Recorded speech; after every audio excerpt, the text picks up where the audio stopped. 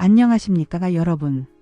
오늘 여러분께 들려드릴 이야기는 단순한 허구가 아닙니다. 과거 대전에서 실제로 벌어진 사건을 바탕으로 재구성한 우리 모두에게 깊은 성찰을 주는 이야기입니다. 혹시 여러분도 이런 순간을 겪어보신 적 있으신가요? 평범한 일상 속에서 갑자기 이것만 있다면 내 인생이 달라질 텐데 라는 생각이 스치는 그런 순간 말입니다. 아마도 대부분의 분들이 한 번쯤은 그런 순간을 경험해 보셨을 겁니다. 로또 1등에 당첨된다면, 갑자기 큰 유산을 물려받는다면, 혹은 누군가 나에게 큰 돈을 준다면, 그런 상상 말입니다. 하지만 오늘의 주인공은 그런 상상을 현실로 만들려고 했습니다. 물론 정당한 방법이 아닌 매우 위험하고 불법적인 방법으로 말입니다. 바로 그런 순간을 맞이했습니다. 34세 영어 강사. 겉보기엔 평범해 보이는 한 남성의 이야기입니다. 키 172cm, 마른 체격의 안경을 쓰고 다니는 평범한 외모의 남성이었죠. 하지만 그의 마음속 깊은 곳에는 누구도 모르는 불만과 좌절이 켜켜이 쌓여 있었습니다. 여러분께서는 어떠신가요? 혹시 지금 하시는 일에 완전히 만족하고 계신가요? 아마도 대부분의 분들이 크고 작은 불만을 가지고 계실 겁니다. 그것은 인간이라면 당연한 일이죠. 문제는 그런 불만을 어떻게 해결하려고 하느냐입니다. 이 씨의 경우는 어떠했을까요? 그는 대학에서 영어 영문학을 전공했습니다. 나름 우수한 성적으로 졸업했고 처음에는 큰 꿈을 가지고 있었습니다. 정규 교사가 되거나 아니면 큰 기업에 취직해서 안정적인 삶을 살고 싶어 했죠. 하지만 현실은 녹록지 않았습니다. 임용고시는 몇 번을 봐도 떨어졌고 기업 취업도 마찬가지였습니다. 결국 20대 중반부터 학원 강사로 일하기 시작했는데 그것도 정규직이 아닌 시간 강사였습니다.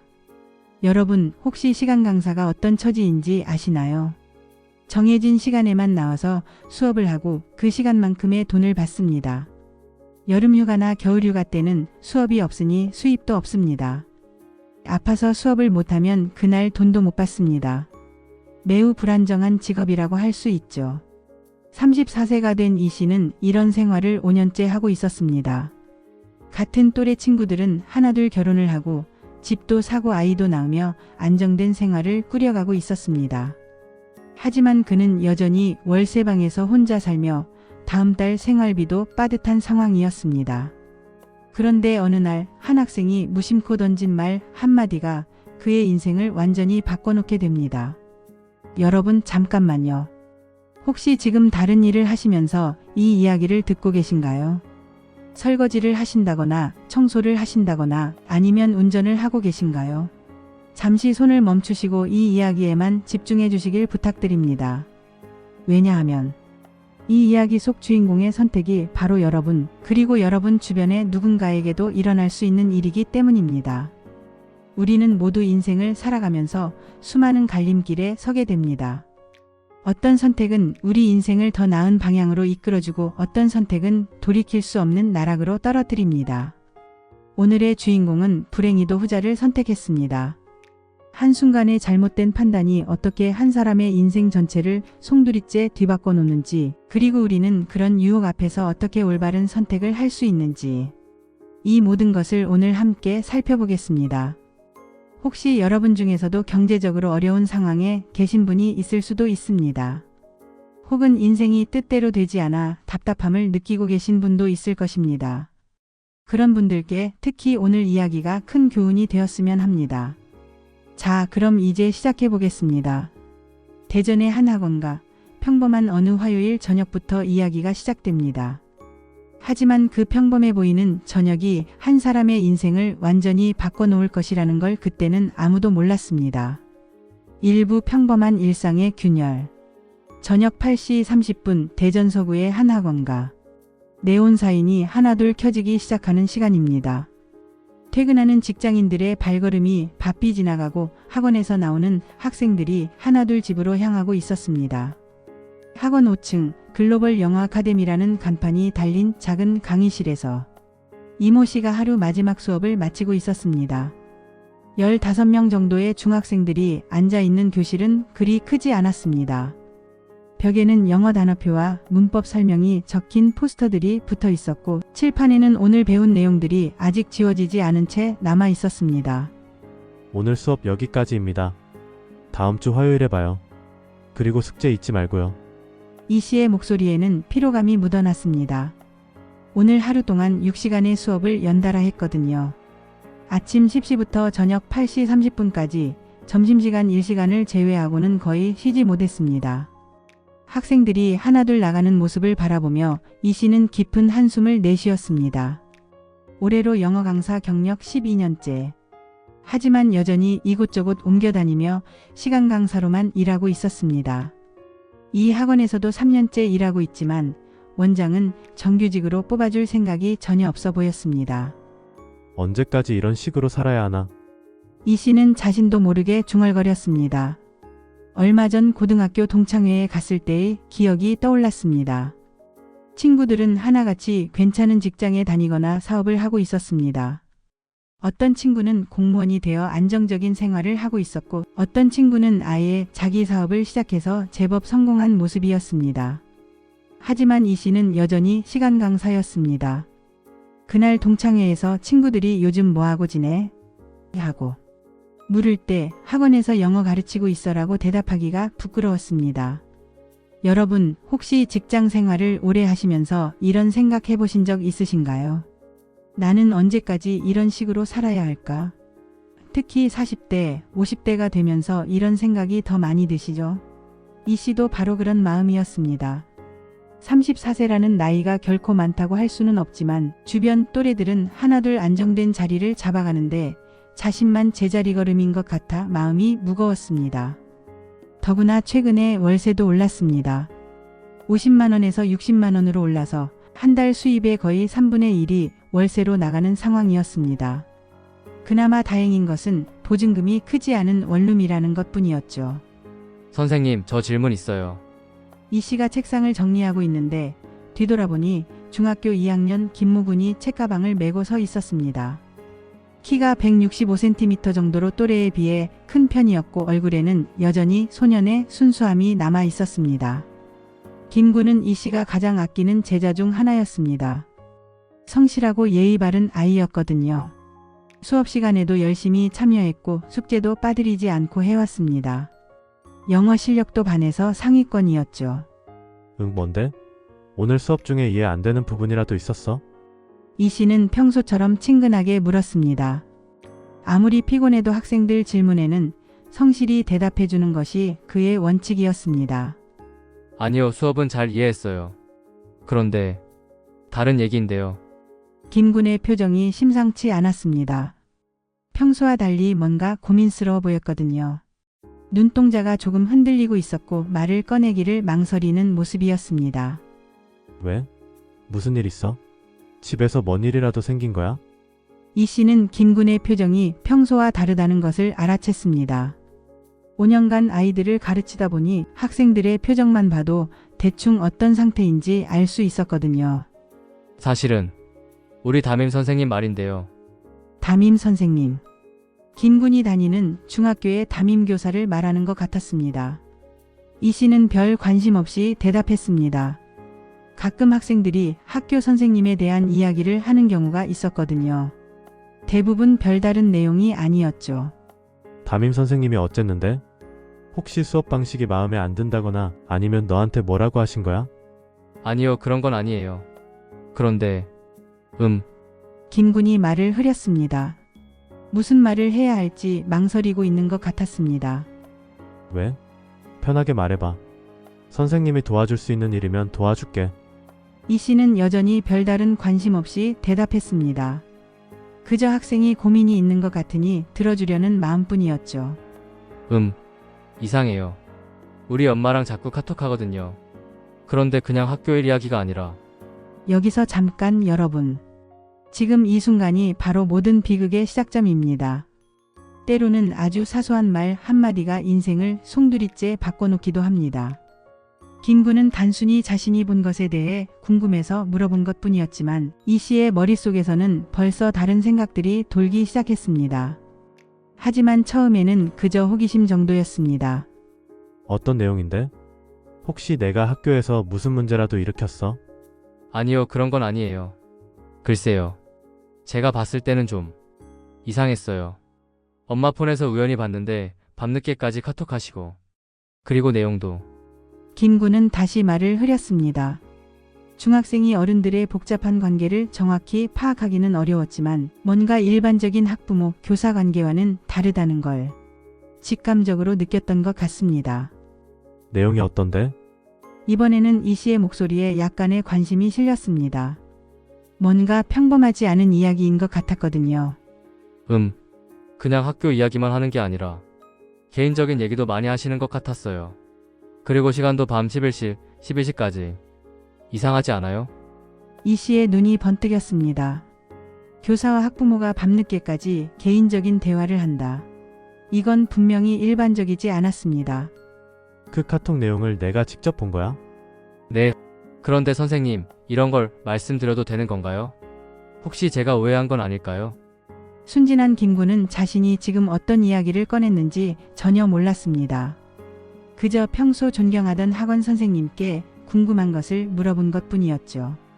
하지만 이 씨의 마음속에서는 벌써 계산기가 돌기 시작했습니다. 만약에 정말로 저 담임교사와 김군 어머니 사이에 뭔가 있다면 여러분 바로 이 순간입니다. 이 씨의 마음속에 처음으로 불순한 생각이 싹 튼 순간 말입니다. 물론 아직은 막연한 생각이었습니다. 하지만 그 작은 씨앗이 나중에 얼마나 큰 재앙으로 자라날지는 아무도 몰랐습니다. 우리는 모두 살아가면서 크고 작은 유혹을 만납니다. 때로는 다른 사람의 약점을 알게 되기도 하고 그것을 이용하면 쉽게 이득을 볼 수 있을 것 같은 상황에 놓이기도 합니다. 하지만 바로 그 순간이 우리 인생의 갈림길입니다. 올바른 길을 택하느냐 아니면 손쉬운 길에 유혹되느냐 하는 중요한 선택의 순간 말입니다. 김군아, 그 카톡 내용 혹시 더 자세히 기억나는 거 있어? 이 씨의 목소리에 미묘한 변화가 생겼습니다. 처음에는 단순히 학생의 고민을 들어주려던 마음이었는데 점점 다른 방향으로 흘러가고 있었습니다. 하지만 이 씨 자신도 아직은 자신의 마음 변화를 명확히 인식하지 못하고 있었습니다. 사실 정확히는 기억 안 나는데 그냥 느낌이 이상했어요. 우리 엄마가 선생님한테 그렇게 자주 연락할 이유가 없거든요. 저도 성적이 특별히 나쁘지도 않고 그리고 담임 선생님도 엄마한테 자꾸 연락하시고. 그래? 내 말 들어보니까 좀 이상하긴 하네. 이 씨는 잠시 생각에 잠겼습니다. 그 순간 그의 머릿속에서는 여러 가지 생각들이 복잡하게 얽혀돌고 있었습니다. 정말로 뭔가 있는 건가? 요즘 이런 일이 종종 있다던데. 만약 정말로 부적절한 관계라면 여러분께 솔직히 말씀드리자면 이 순간 이 씨가 선택할 수 있는 길은 여러 개가 있었습니다. 첫 번째는 김군의 말을 듣고 그냥 흘려버리는 것이었습니다. 학생의 단순한 오해일 수도 있었으니까요. 두 번째는 혹시 정말로 부적절한 일이 있다면 적절한 기관에 신고하는 것이었습니다. 교육청이나 학교 측에 알려서 조사를 받게 하는 건 말입니다. 하지만 이 씨의 마음속에는 세 번째 길이 자꾸 떠올랐습니다. 바로 이것을 기회로 삼는 것이었습니다. 물론 아직 구체적인 계획이 있었던 것은 아닙니다. 그저 막연하게 이걸 어떻게 활용할 수 있을까 하는 생각이었죠. 김군아, 혹시 그 카톡 내용을 다시 볼 수 있어? 네? 왜요? 김군이 의아한 표정을 지었습니다. 왜 선생님이 그런 걸 보고 싶어 하는지 이해할 수 없었거든요. 아니, 그냥 내가 오해한 건지 아닌지 확인해보자. 혹시 정말로 문제가 있는 일이라면 뭔가 조치를 취해야 할 수도 있잖아. 이 씨는 그럴듯한 이유를 댔습니다. 겉으로 보기에는 학생을 걱정하는 선생님의 모습이었죠. 김군은 여전히 의아한 표정이었지만 평소 존경하던 선생님의 말이니 따라야겠다고 생각했습니다. 그런데 엄마 폰을 어떻게... 엄마가 자리 비울 때 잠깐 보면 되잖아. 아니면 혹시 너한테도 그런 연락이 왔는지 확인해보거나. 엄마가 저한테는 그런 얘기 안 했는데. 그럼 엄마 폰에서 확인해봐야겠네. 혹시 스크린샷 같은 거 찍을 수 있으면 더 좋고. 여러분, 바로 이 순간입니다. 이 씨가 선을 넘기 시작한 순간 말입니다. 처음에는 단순한 호기심이었을지도 모릅니다. 하지만 점점 그 이상의 목적이 생기기 시작했습니다. 다른 사람의 사생활을 엿보려는 것, 그것도 학생을 이용해서 말입니다. 김군은 여전히 영문을 모르겠다는 표정이었습니다. 선생님, 그런데 왜 그런 걸 확인해야 해요? 그냥 제가 오해한 거면 상관없는 건 아닌가요? 아, 그냥 내가 괜히 걱정하고 있는 것 같아서. 어른들 간의 일은 복잡할 때가 있거든. 확인해보고 별거 아니면 너도 마음 놓을 수 있잖아. 겉으로는 학생을 걱정하는 것처럼 말했지만 이 씨의 진짜 속마음은 달랐습니다. 이미 그의 머릿속에는 만약 정말로 뭔가 있다면 어떻게 활용할 수 있을까 하는 생각이 자리 잡기 시작했습니다. 그럼 한번 확인해 볼게요. 하지만 엄마한테 들키면 안 되겠죠? 당연하지. 조심해서 해야지. 그리고 김구나, 이 얘기는 우리끼리만 하는 거야. 다른 사람한테는 말하면 안 돼. 네, 알겠어요. 순진한 김군은 선생님의 말에 고개를 끄덕였습니다. 하지만 그는 자신이 어떤 일에 휘말리기 시작했는지 전혀 몰랐습니다. 며칠이 지났습니다. 이 씨는 그동안 계속 이 일에 대해 생각했습니다. 처음에는 그저 호기심이었는데 점점 더 구체적인 상상을 하기 시작했습니다. 만약 정말로 담임교사와 학부모 사이에 뭔가 있다면, 그리고 그 증거를 내가 가지고 있다면, 이런 생각들이 머릿속을 맴돌았습니다. 물론 아직 구체적인 계획은 없었습니다. 하지만 뭔가 기회가 될 수 있을 것 같다는 막연한 기대감이 생겼습니다. 며칠 후 김군이 다시 학원에 왔습니다. 이번에는 핸드폰을 들고 있었습니다. 선생님, 그거 봤어요. 뭘? 이 씨의 심장이 조금 빨리 뛰기 시작했습니다. 엄마랑 담임 선생님 카톡이요. 정말 이상해요. 김군의 표정이 어두웠습니다. 뭔가 불편한 것을 본 것 같았거든요. 어떻게 이상한데? 이거 봐요. 김군이 핸드폰 화면을 보여주었습니다. 거기에는 분명히 일반적인 학부모와 교사 관계를 넘어선 내용의 대화들이 있었습니다. 시간도 밤늦은 시간이었고 내용도 개인적인 이야기들이 많았습니다. 이 씨의 눈이 점점 커졌습니다. 이건 정말로 뭔가 있는 것 같았습니다. 자, 여러분. 여기서 한번 생각해 보세요. 만약 여러분이 이 씨의 입장이라면 어떻게 하셨을까요? 다른 사람의 사생활에 관한 민감한 정보를 우연히 알게 되었을 때 우리는 어떤 선택을 해야 할까요? 아마도 대부분의 선량한 사람들은 그냥 모른 척 하거나 아니면 적절한 기관에 신고를 할 것입니다. 하지만 이 씨는 그렇지 않았습니다. 그는 그 순간 인생에서 가장 중요한 갈림길에 서 있었습니다. 하지만 안타깝게도 그는 잘못된 길로 발을 내딛고 말았습니다. 그날 밤 이 씨는 잠을 이루지 못했습니다. 김군이 보여준 카톡 내용이 계속 머릿속에 맴돌았습니다. 원룸 침대에 누워서 천장을 바라보며 그는 온갖 생각에 빠져 있었습니다. 여러분도 경험해 보셨을 겁니다. 어떤 중요한 정보를 알게 되었을 때 밤잠을 설치는 그런 경험 말입니다. 내일 중요한 시험이 있다거나 직장에서 큰 발표를 해야 한다거나 아니면 누군가에게 고백을 해야 한다거나 그런 일들 때문에 뒤척이며 잠을 못 이루는 밤들이 있죠. 하지만 이 씨의 경우는 조금 달랐습니다. 그의 머릿속에서는 이미 이 정보를 어떻게 활용할지에 대한 계획이 세워지고 있었거든요. 새벽 3시 이 씨는 침대에서 일어나 작은 책상 앞에 앉았습니다. 노트북을 켜고 인터넷 검색을 시작했습니다. 검색창에 교사 학부모 부적절 관계라고 입력했습니다. 검색 결과에는 비슷한 사례들이 여러 개 나왔습니다. 어떤 중학교에서는 교사가 학부모와 부적절한 관계를 맺다가 발각되어 파면된 사례도 있었고 어떤 경우는 민사소송까지 이어진 경우도 있었습니다. 그리고 대부분 어떤 결과로 이어졌는지도.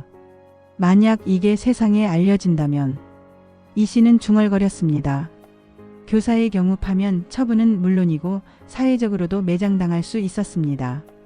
요즘 같은 SNS 시대에는 이런 일이 한번 퍼지면 평생 따라다니죠. 학부모 역시 마찬가지였습니다. 직장에서도 문제가 될 수 있고 가정에서도 큰 파장이 일 것이었습니다.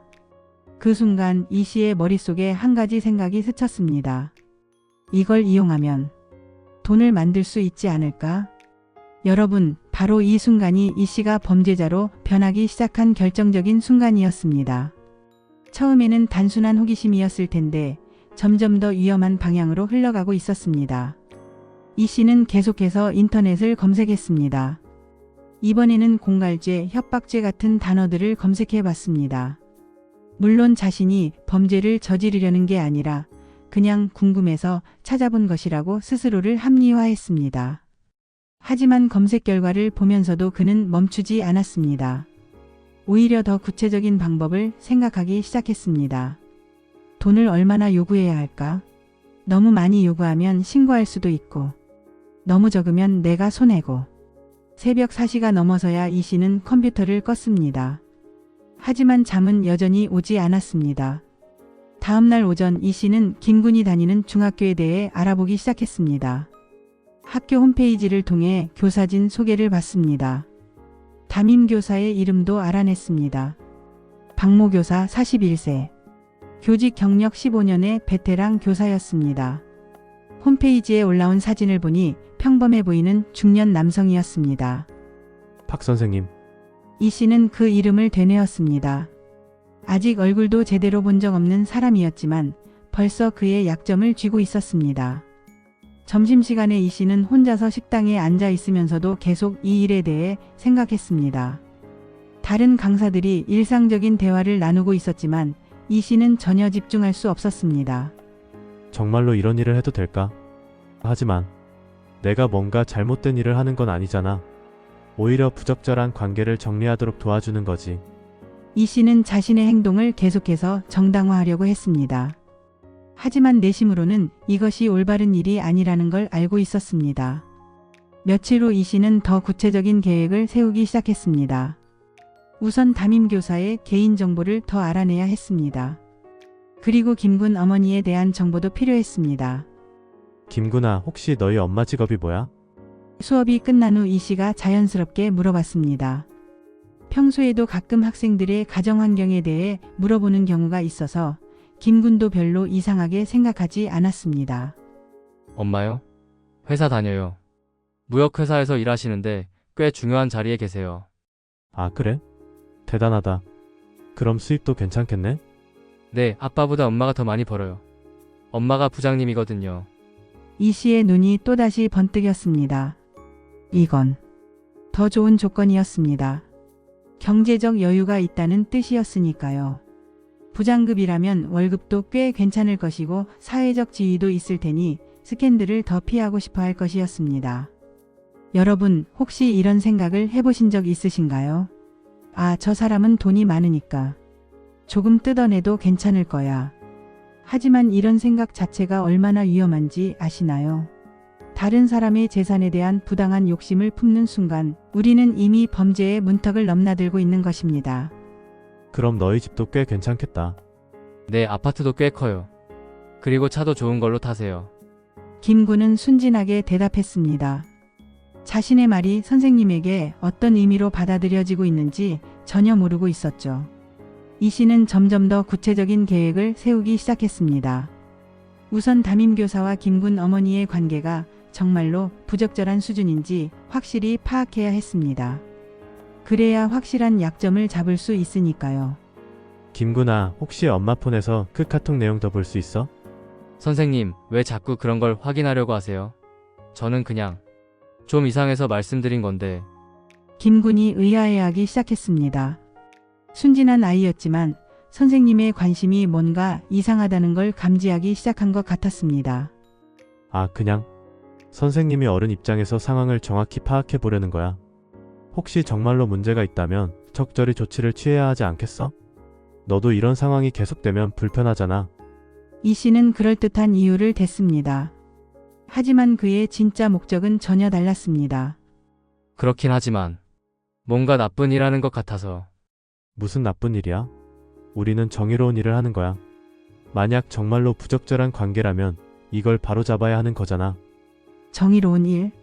이 씨는 자신도 그런 말을 하면서 뭔가 어색함을 느꼈습니다. 하지만 이미 욕망에 사로잡힌 마음은 그런 양심의 소리를 무시했습니다. 며칠 후 김군이 또다시 핸드폰을 들고 왔습니다. 이번에는 더 많은 대화 내용을 캡처해 왔습니다. 선생님, 이거 봐요. 정말 이상해요. 이 씨가 화면을 보는 순간 그의 얼굴에 미소가 번졌습니다. 이건 확실한 증거였습니다. 담임교사와 김군 어머니 사이에는 분명히 일반적인 관계를 넘어선 무언가가 있었습니다. 대화 내용을 보니 단순한 학교 업무 상담을 넘어서 개인적인 고민 상담, 심지어는 서로의 가정사에 대한 이야기까지 나누고 있었습니다.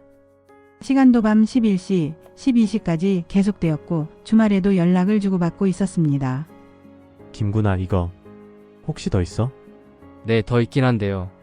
선생님, 이런 걸 계속 보는 게 맞나요? 뭔가 나쁜 일 하는 것 같은데. 그리고 엄마한테 미안해요. 김군의 양심이 작동하기 시작했습니다.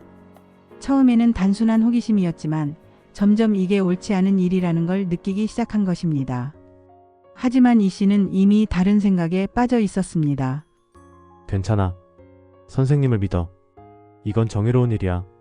만약 정말로 문제가 있다면 바로 잡아야 하는 거고, 아니면 너의 오해를 풀어주는 거고. 하지만 이 씨의 마음속에는 이미 구체적인 계획이 세워지고 있었습니다. 이 증거들을 가지고 담임교사를 협박해서 돈을 받아내는 건 말입니다. 그날 밤 이 씨는 본격적인 계획을 세웠습니다. 우선 담임교사를 직접 만나야 했습니다. 그리고 협상을 시도해보는 것입니다. 3천만 원 정도면 적당할까? 아니, 너무 큰가? 1천만 원부터 시작해볼까? 아니다, 너무 적으면 안 되고. 역시 3천만 원이 적당할 것 같은데. 이 씨는 밤새도록 계산기를 두드렸습니다. 어떤 금액이 적당할지, 어떤 방식으로 접근할지. 그의 머릿속은 온통 돈 생각뿐이었습니다. 여러분 혹시 아시나요?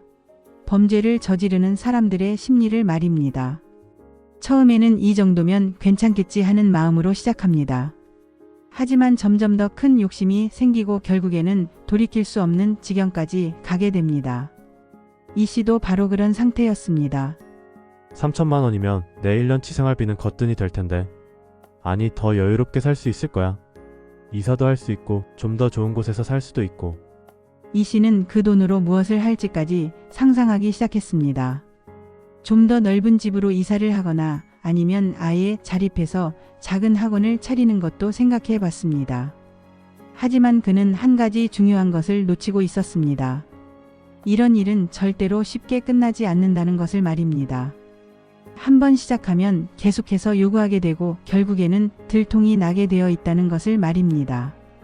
며칠 후 이 씨는 드디어 행동에 옮기기로 결심했습니다. 담임교사 박 씨의 연락처를 알아내야 했습니다. 김구나, 혹시 너희 담임 선생님 전화번호 알아? 네? 왜요? 선생님이 직접 상담을 받아보려고. 내 성적 관리에 대해서 말이야. 그리고 혹시 그 카톡 문제도 직접 상담해 볼 수 있을 것 같고. 또 다른 거짓말이었습니다. 이 씨는 점점 더 많은 거짓말을 하게 되었습니다.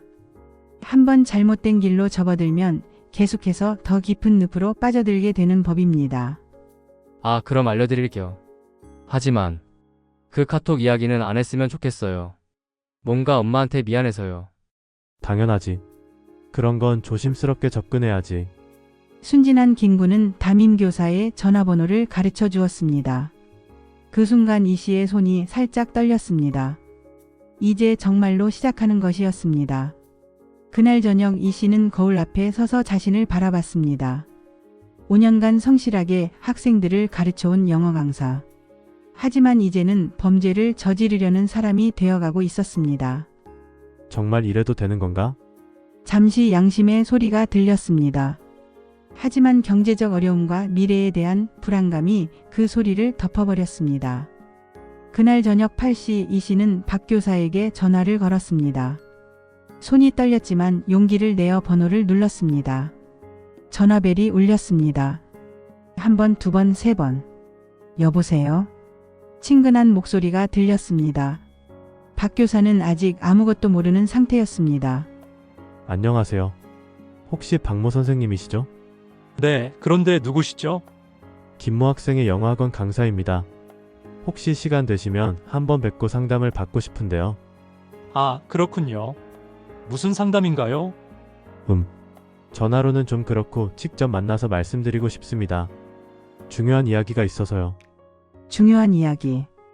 이 씨의 목소리에는 미묘한 긴장감이 담겨 있었습니다.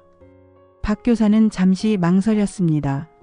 하지만 학생 관련 이야기라고 하니 거절하기 어려웠습니다. 15년간 교사로 일해온 그에게는 학생 문제가 최우선이었거든요.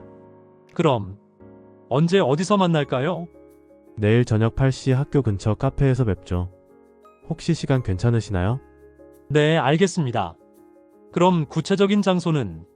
전화를 끊은 후 이 씨는 깊은 숨을 쉬었습니다. 이제 정말로 시작이었습니다. 하지만 그는 자신이 얼마나 위험한 게임을 시작하려는지 전혀 몰랐습니다. 다음 날이 밝았습니다. 운명의 하루가 시작된 것입니다. 다음 날 오후 이 씨는 거울 앞에 서서 자신의 모습을 점검했습니다. 평소보다 정장을 단정하게 차려입었습니다. 검정색 정장에 깔끔한 와이셔츠, 그리고 넥타이까지 매었습니다. 왜였을까요? 아마도 자신이 하려는 일에 대해 진지함을 보여주고 싶었던 것 같습니다. 하지만 여러분, 아무리 겉모습을 단정하게 꾸민다고 해서 잘못된 일이 옳은 일로 바뀌지는 않습니다. 이 씨는 이미 범죄를 저지르려는 마음을 먹고 있었습니다. 오후 내내 이 씨는 집중할 수가 없었습니다. 수업을 하면서도 자꾸 저녁 약속이 생각났습니다. 학생들이 질문을 해도 제대로 대답하지 못할 정도였죠. 선생님 괜찮으세요? 오늘 좀 이상하신데요. 한 학생이 걱정스럽게 물었습니다. 아, 미안. 좀 피곤해서 그래. 다시 집중해보자. 하지만 이 씨의 마음은 이미 저녁 8시에 가 있었습니다. 오후 7시 30분 이 씨는 약속 장소인 카페 앞에 도착했습니다. 학교에서 걸어서 5분 거리에 있는 작은 카페였습니다. 커피 드림이라는 간판이 달린 소박한 카페였죠. 평일 저녁이라 사람들이 별로 없었습니다. 이런 곳이 딱 좋지. 이 씨는 속으로 생각했습니다. 사람이 적어야 대화하기 편하니까요. 물론 그가 하려는 대화는 일반적인 대화가 아니었지만 말입니다. 이 씨는 카페 안을 둘러봤습니다. 테이블이 10개 정도 있는 작은 공간이었고 손님은 커플 한 쌍과 혼자 온 대학생으로 보이는 사람 한 명뿐이었습니다. 조용한 재즈 음악이 은은하게 흘러나오고 있었죠. 이 씨는 카페 구석자리에 앉아서 아메리카노를 주문했습니다. 그리고는 계속 시계를 바라보며 시간을 확인했습니다. 7시 55분, 7시 57분, 7시 58분. 8시 정각 박 교사가 카페에 들어왔습니다. 41세, 키 175cm 정도의 중간 키에 안경을 쓴 평범해 보이는 남성이었습니다. 15년간 교직에 몸담아온 베테랑다운 차분한 인상이었죠. 회색 정장을 입고 있었는데 하루 종일 학교에서 수업을 한 후라 그런지 약간 피곤해 보였습니다. 혹시 김모 학생 영어 선생님이신가요? 박 교사가 조심스럽게 물었습니다. 학원 강사와는 처음 만나는 것이어서 약간 긴장해 보였습니다. 네, 안녕하세요. 이모입니다. 두 사람은 악수를 나눈 후 카페 구석자리에 앉았습니다. 박 교사는 따뜻한 카페라떼를 주문했습니다. 그래서 무슨 상담을 받고 싶으시다고 하셨는데요? 김모 학생이 무슨 문제라도 있나요? 박 교사가 먼저 말을 꺼냈습니다. 그의 표정은 평온했습니다. 아직 아무것도 모르니까요. 그저 성실한 교사로서 학생 문제를 상담하러 온 학원 강사를 만난다고 생각하고 있었습니다. 이 씨는 잠시 망설였습니다. 지금이라도 그냥 학생 상담을 하고 돌아갈 수 있었습니다. 김군이 요즘 공부에 집중을 못하는 것 같아서. 라고 말하고 평범한 상담을 한 후 헤어질 수도 있었죠. 하지만 이 씨의 마음속에는 이미 다른 생각이 자리 잡고 있었습니다. 3천만 원이라는 거액이 눈앞에 아른거리고 있었거든요. 선생님께서 김모 학생 어머니와 어떤 관계신지 궁금합니다. 드디어 본론을 꺼낸 것입니다. 박 교사의 표정이 미묘하게 변했습니다. 무슨 말씀이시죠? 박 교사의 목소리가 약간 떨렸습니다. 뭔가 불편한 질문이라는 걸 직감한 것 같았습니다. 글쎄요. 제가 보기엔 일반적인 학부모 교사 관계를 넘어선 것 같은데요. 여러분, 바로 이 순간입니다. 이 씨가 선을 넘은 순간 말입니다. 더 이상 돌이킬 수 없는 강을 건너기 시작한 것이었습니다. 박 교사의 얼굴이 창백해지기 시작했습니다. 손이 살짝 떨리는 것이 보였습니다. 선생님, 지금 무슨 말씀을 하시는 건가요? 저는 모든 학부모님들과 동일하게 아, 그래요? 그럼 이건 뭐죠? 이 씨가 핸드폰을 꺼내 화면을 보여주었습니다. 김 군이 찍어온 카톡 대화 캡처 사진이었습니다. 화면에는 박 교사와 김 군 어머니 사이의 개인적인 대화 내용이 선명하게 나타나 있었습니다. 박 교사의 손이 떨리기 시작했습니다. 커피잔을 들여다가 다시 내려놓았습니다. 그의 얼굴에서 혈색이 사라졌습니다. 이걸 어떻게 해? 어떻게 얻었는지는 중요하지 않죠. 중요한 건 이 내용이 무엇을 의미하는지입니다. 이 씨의 목소리가 점점 낮아졌습니다. 협박이 시작된 것입니다.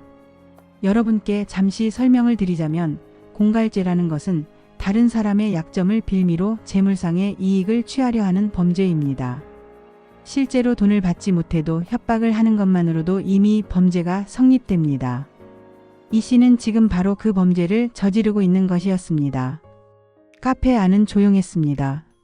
재즈 음악만이 은은하게 흘러나오고 있었고 다른 손님들은 자신들의 대화에 집중하고 있어서 이쪽 테이블의 긴장된 분위기를 눈치채지 못하고 있었습니다.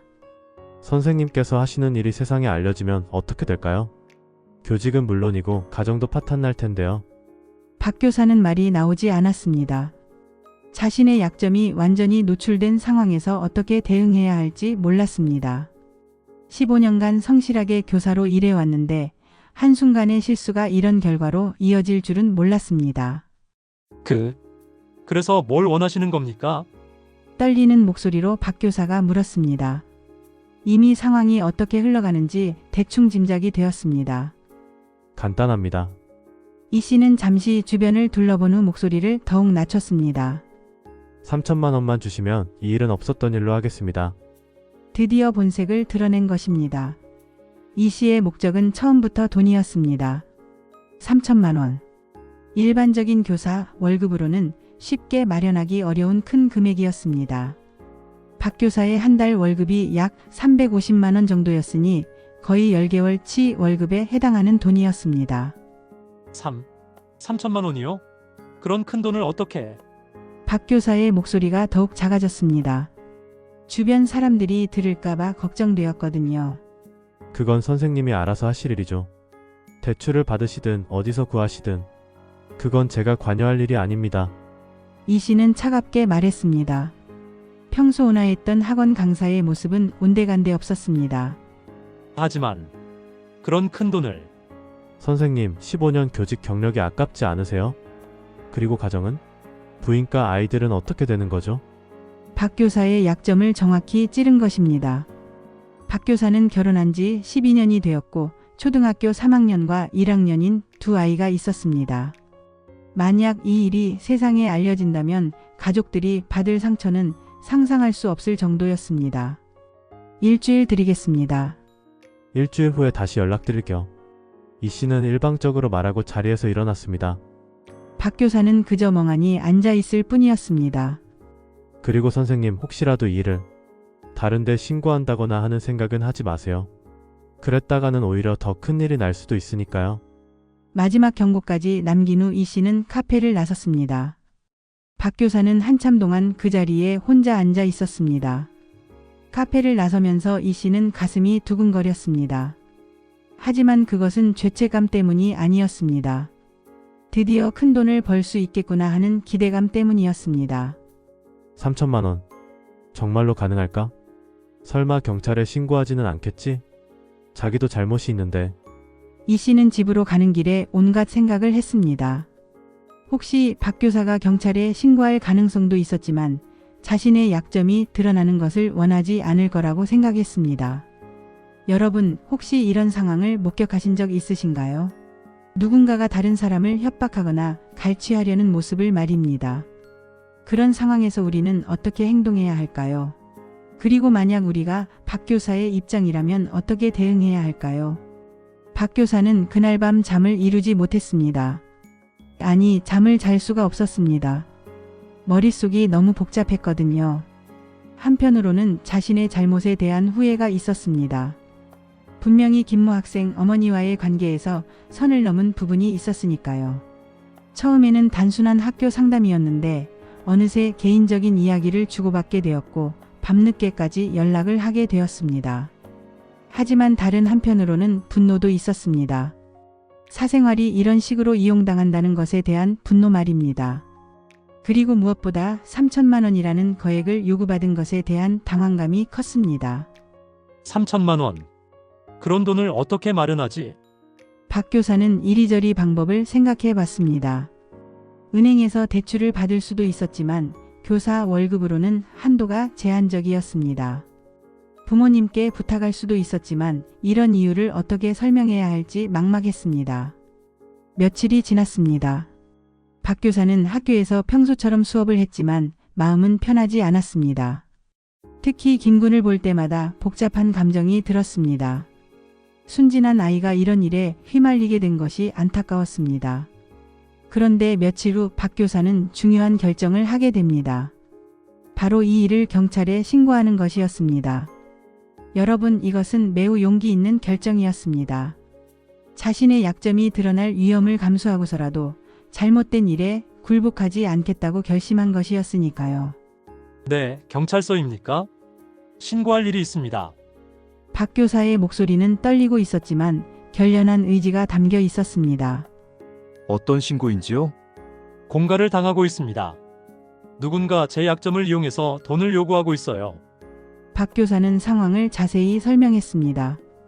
물론 자신의 잘못된 부분도 솔직히 이야기했습니다.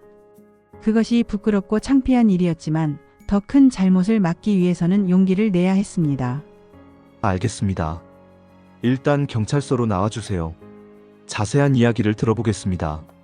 그로부터 며칠 후 이 씨는 박 교사에게 다시 연락을 했습니다. 일주일이라는 기한이 거의 다 되어 갔거든요. 선생님, 약속한 일주일이 다 되어갑니다. 준비는 되셨나요? 그게 시간이 좀 더 필요합니다. 박 교사는 최대한 자연스럽게 대답하려고 노력했습니다. 경찰과 상의해서 일단 시간을 끌어보기로 한 것이었습니다. 그래요? 하지만 너무 오래 기다릴 수는 없어요. 그럼 이번 주 목요일까지 드리겠습니다. 더 이상은 기다릴 수 없어요. 이 씨의 목소리에는 조급함이 묻어났습니다. 돈에 대한 욕심이 점점 더 커지고 있었거든요. 알겠습니다. 그럼 목요일 저녁 8시에 다시 만나죠. 장소는 제가 다시 연락드리겠습니다. 전화를 끊은 후 박 교사는 즉시 담당 경찰관에게 연락했습니다. 목요일 저녁 8시라고 합니다. 장소는 나중에 알려준다고 하네요. 알겠습니다. 우리가 미리 대기하고 있을 테니 걱정하지 마세요. 혹시 위험하다고 생각되면 즉시 신호를 보내세요. 목요일이 다가왔습니다. 이 씨는 전혀 모르고 있었지만 이날이 그의 범죄 인생의 마지막 날이 될 것이었습니다. 목요일 오후 이 씨는 평소와 다름없이 학원에서 수업을 했습니다. 하지만 마음은 이미 저녁 8시에 가 있었습니다. 드디어 3천만 원을 받을 수 있는 날이 왔다고 생각했거든요. 선생님, 오늘 기분이 좋으신 것 같아요. 한 학생이 말했습니다. 평소보다 밝아 보이는 이 씨의 모습을 본 것입니다. 아, 그래? 별일 없는데. 하지만 이 씨는 속으로 웃고 있었습니다. 오늘 밤이 지나면 내 인생이 바뀔 거야. 라는 생각 때문이었죠. 오후 7시 이 씨가 박 교사에게 전화를 걸었습니다. 선생님, 오늘 저녁 8시에 시청 뒤편 공원에서 만나죠. 사람이 적은 곳이니까 이야기하기 좋을 겁니다. 시청 뒤편 공원. 평일 저녁에는 정말로 사람이 거의 없는 곳이었습니다. 가로등은 몇 개 있지만 나무들이 우거져 있어서 은밀한 대화를 하기에는 적당한 장소였죠. 네, 알겠습니다. 박 교사의 목소리는 떨리고 있었습니다. 하지만 이 씨는 그것을 두려움 때문이라고 생각했습니다. 이 씨는 아직도 자신의 계획이 완벽하다고 생각하고 있었습니다. 인적 드문 곳에서 만나서 돈을 받고 그 후에는 아무 일도 없었던 것처럼 살아가면 된다고 생각했죠. 하지만 그 순간 공원 곳곳에는 경찰들이 잠복해 있었습니다.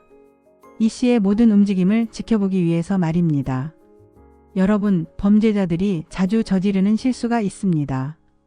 바로 자신이 완벽하다고 생각하는 것입니다. 하지만 세상에 완벽한 범죄는 없습니다. 언젠가는 반드시 들통이 나게 되어 있죠. 오후 7시 50분 이 씨는 공원에 도착했습니다. 11월 말이라서 날씨가 꽤 쌀쌀했습니다. 이 씨는 두꺼운 패딩 점퍼를 입고 있었는데 주머니에는 계속 손을 넣고 있었습니다. 긴장 때문인지 손이 떨리고 있었거든요. 공원은 정말로 조용했습니다. 가로등 불빛만이 어둠을 밝히고 있었고 멀리서 자동차 소리만 희미하게 들렸습니다. 나무들이 바람에 살랑거리는 소리도 들렸죠. 8시 정각 박 교사가 나타났습니다. 그도 두꺼운 코트를 입고 있었는데 얼굴이 창백해 보였습니다. 돈 준비 다 되셨죠? 이 씨가 바로 본론으로 들어갔습니다. 이제 더 이상 돌려서 말할 필요가 없다고 생각했거든요. 인사도 없이 바로 돈 이야기부터 꺼낸 것입니다. 그게 뭐가 그게요? 분명히 약속했잖아요. 이 씨의 목소리가 높아졌습니다. 혹시 박 교사가 돈을 준비하지 않았을 가능성에 화가 난 것입니다. 시간을 좀 더 주시면 시간을 더요. 벌써 일주일이나 줬잖아요. 선생님, 이런 식으로 하면 안 되죠. 이 씨는 점점 더 흥분했습니다. 그리고 다시 한번 협박을 시작했습니다. 선생님, 이걸 언론에 제보하면 어떻게 될지 아세요? 요즘 교사들 이런 일로 난리 나는 거 많이 봤죠? 박 교사는 아무 말도 하지 못했습니다. 그저 고개를 숙이고 있을 뿐이었죠. 내일까지만 기다리겠습니다. 내일까지 3천만 원을 준비하지 못하면 바로 인터넷에 올리겠어요. 지금은 SNS 시대잖아요. 한번 퍼지면 걷잡을 수 없을 거예요. 여러분, 바로 이 순간입니다. 이 씨가 완전히 선을 넘어선 순간 말입니다. 이제는 단순한 협박이 아니라 구체적인 위협까지 가하고 있었습니다. 그리고 선생님 가족들은 어떻게 될까요? 부인과 아이들이 이 사실을 알면 바로 그 순간이었습니다. 경찰입니다. 손 들어요. 갑자기 사방에서 경찰들이 나타났습니다. 어둠 속에서 손전등 불빛이 이 씨를 향해 비춰졌습니다. 이 씨는 무슨 일이 일어나는지 파악하지 못했습니다. 완전히 당황한 상태였죠. 뭐예요? 이게 무슨... 공갈미수 혐의로 현행범 체포합니다. 묵비권을 행사할 권리가 있으며 변호사를 선임할 권리가 있습니다. 경찰관의 목소리가 어둠 속에서 울려 퍼졌습니다. 이 씨의 얼굴이 사색이 되었습니다. 아니, 이건 함정수사잖아요. 이런 식으로 하면 안 되는 거 아니에요? 이 씨는 마지막까지 자신의 행동을 정당화하려고 했습니다. 함정 수사가 아닙니다. 피해자가 직접 신고한 사건이고 증거도 충분합니다. 차가운 수갑이 이 씨의 손목에 채워졌습니다. 그 순간 그의 머릿속에는 아무런 생각도 들지 않았습니다. 단지 이게 현실인가? 하는 혼란스러운 감정뿐이었죠. 여러분, 바로 이 순간이 이 씨 인생의 분수령이었습니다. 한순간의 잘못된 선택이 그의 모든 것을 무너뜨린 순간이었죠. 경찰차 안에서 이 씨는 정신을 차리기 시작했습니다. 그제야 자신이 얼마나 큰 실수를 했는지 깨닫기 시작한 것입니다. 내가 뭘 한 거지? 정말 이런 일이 일어난 건가? 처음으로 후회가 밀려왔습니다. 하지만 이미 너무 늦었습니다. 다음 날 이 사건은 지역 언론에 보도되었습니다. 영어 강사, 교사 학부모 관계 빌미로 3천만 원 갈취 시도라는 제목으로 말입니다. 여러분 혹시 아시나요? 범죄를 저지르면 당사자만 피해를 입는 것이 아니라는 사실을 말입니다. 이 씨의 가족들도 큰 충격을 받았습니다. 부모님은 아들이 이런 일을 저질렀다는 사실을 믿을 수 없어 했습니다. 우리 아들이 그런 일을 했을 리가 없어요. 분명히 오해가 있을 거예요. 이 씨의 어머니는 눈물을 흘리며 말했습니다. 하지만 현실은 냉혹했습니다. 그리고 이 씨가 가르쳤던 학생들, 특히 김구는 어떤 기분이었을까요? 김구는 자신이 무심코 한 말이 이런 결과로 이어진 것을 알고 큰 충격을 받았습니다. 물론 김군의 잘못은 아니었습니다. 하지만 순진한 마음에 선생님을 믿고 도움을 준 것이 이런 일로 이어졌다는 사실에 마음이 아팠죠. 엄마, 제가 잘못한 건가요? 김군이 어머니에게 물었습니다. 아니야, 내 잘못이 아니야. 어른들이 잘못한 거야. 하지만 김군의 마음은 쉽게 정리되지 않았습니다. 평소 존경했던 선생님이 이런 일을 저질렀다는 사실이 믿어지지 않았거든요. 한 달 후 법정에서 첫 공판이 열렸습니다. 대전지 방법원 제3형사부였습니다. 이 씨는 회색 정장을 입고 법정에 나왔는데 한 달 사이에 많이 야위어 보였습니다. 피고인 이모 씨, 공소 사실을 인정하십니까? 판사의 질문에 이 씨는 고개를 숙였습니다. 네, 인정합니다. 그의 목소리는 작고 떨리고 있었습니다. 몇 달 전만 해도 큰 돈을 벌 수 있다는 기대에 부풀어 있던 그 목소리와는 너무나 달랐습니다. 검사가 일어서서 말했습니다. 피고인은 자신이 가르치던 학생을 이용해 타인의 사생활 정보를 입수했습니다. 그리고 이를 빌미로 3천만 원이라는 거액을 갈취하려고 했습니다. 비록 미수에 그쳤지만 범행 수법이 매우 불량하고 교육자로서의 지위를 악용한 점에서 죄질이 나쁩니다. 또한 순진한 학생을 범행에 이용한 것은 더욱 나쁜 행위입니다. 변호인도 일어서서 변론했습니다. 피고인은 경제적 어려움에 처해 있었고 한순간의 잘못된 판단으로 범행을 저질렀습니다. 깊이 반성하고 있으며 피해자에게도 사과의 뜻을 전했습니다. 또한 실제로 돈을 받지는 못했으므로 선처를 부탁드립니다. 하지만 법은 엄격했습니다. 몇 주 후 선고 공판이 열렸습니다. 피고인 이모 씨에 대한 선고를 하겠습니다. 판사의 목소리가 법정에 울려 퍼졌습니다. 피고인은 교육자로서의 지위를 악용하여 학생으로부터 타인의 사생활 정보를 입수한 후 이를 빌미로 피해자를 협박하여 3천만 원을 갈취하려 하였습니다. 비록 범행이 미수에 그쳤으나 타인의 약점을 이용해 금품을 갈취하려 한 범행 수법이 불량하고 교육자의 지위를 이용한 점, 그리고 순진한 학생을 범행 도구로 이용한 점을 고려하여 피고인에게 징역 4월에 집행유예 2년을 선고합니다. 이 씨는 그 자리에서 주저앉았습니다. 집행유예라는 것은 2년 동안 다른 범죄를 저지르지 않으면 실제로 감옥에 가지 않아도 된다는 뜻이었지만 이미 그의 인생은 돌이킬 수 없이 망가져 버렸습니다. 법정을 나서면서 이 씨는 중얼거렸습니다. 3천만 원. 그 돈이 뭐라고. 내 인생을 이렇게 망치다니. 여러분, 이것이 바로 욕망이 불러온 결과입니다.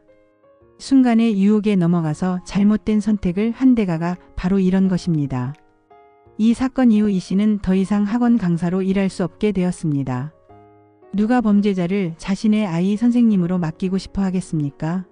경제적으로 어려워서 시작한 범죄 때문에 오히려 더 큰 경제적 어려움에 빠지게 된 것입니다. 한편 박 교사와 김군 어머니는 어떻게 되었을까요? 이들의 관계도 이 사건을 계기로 완전히 끝이 났습니다. 비록 부적절한 관계였을지라도 이런 식으로 세상에 알려지는 것은 원하지 않았을 테니까요. 박 교사는 교육청으로부터 경고 처분을 받았습니다. 다행히 파면까지는 가지 않았지만 승진에는 큰 영향을 미쳤습니다.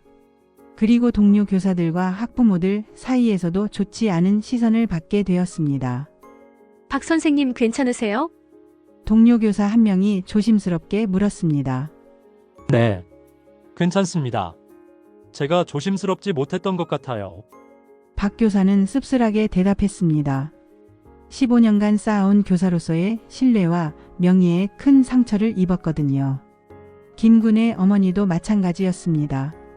직장에서는 직접적인 처벌을 받지는 않았지만 동료들 사이에서 좋지 않은 소문이 돌았습니다. 그리고 무엇보다 가정에서의 문제가 컸습니다.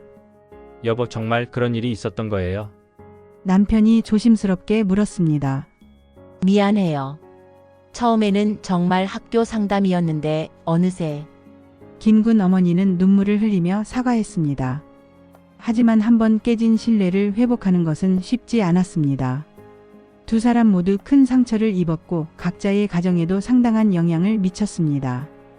특히 아이들이 받은 충격은 컸습니다. 김군은 물론이고 박 교사의 아이들도 아빠가 무슨 일에 휘말렸는지 궁금해했습니다.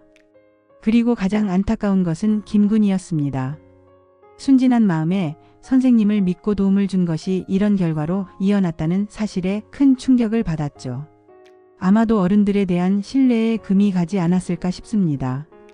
평소 존경했던 학원 선생님이 자신을 이용해서 나쁜 일을 저질렀다는 사실, 그리고 엄마와 담임 선생님 사이에 문제가 있었다는 사실을 동시에 알게 된 것입니다. 몇 달 후 김구는 다른 학원으로 옮겼습니다. 이전 학원에 다니기가 너무 어색했거든요. 새로운 선생님들을 만났지만 쉽게 마음을 열지 못했습니다. 한번 배신당한 경험 때문에 어른들을 믿기가 어려워진 것입니다. 오늘 이 이야기를 들으신 여러분께서는 어떤 상황에서도 올바른 선택을 하시길 바랍니다. 그리고 주변에 잘못된 길로 빠져들려는 사람이 있다면 용기를 내어 말려주시길 바랍니다. 우리 모두가 정직하고 성실한 삶을 살아간다면 이런 안타까운 일들은 줄어들 것입니다. 그리고 우리 사회도 더욱 따뜻하고 신뢰할 수 있는 곳이 될 것입니다. 때로는 올바른 길이 어려워 보일 수도 있습니다. 하지만 그 길이야말로 우리가 걸어야 할 진짜 길입니다. 단순히 돈을 많이 버는 것이 성공이 아니라 떳떳하게 살아가는 것이 진정한 성공입니다. 여러분의 하루하루가 올바른 선택들로 채워지기를 바라며, 그리고 여러분과 여러분의 가족들이 항상 행복하고 건강하시길 바라며 오늘 방송을 마치겠습니다. 긴 시간 동안 이 이야기를 들어주셔서 감사합니다.